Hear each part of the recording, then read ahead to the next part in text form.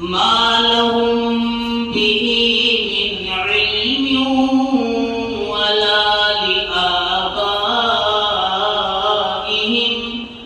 ولا لآبائهم كبرت كلمة تخرج من أفواههم إن يقولون إلا كذبا فلعلك باخع نفسك على آثارهم إن لم يؤمنوا بهذا الحديث أسفا إنا جعلنا ما على الأرض زينة لها لنبلوهم أيهم أحسن عملا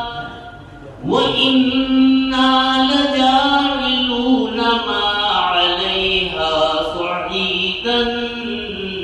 جرزا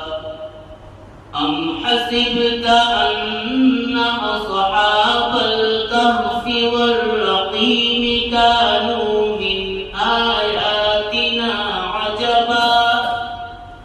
إذ أوى الفتية إلى الكهف فقالوا ربنا آتنا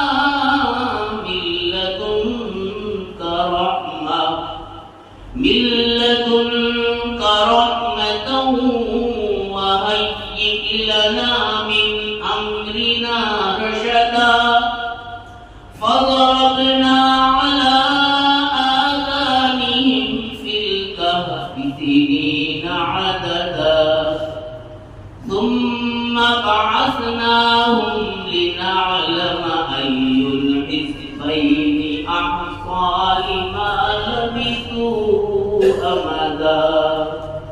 صدق الله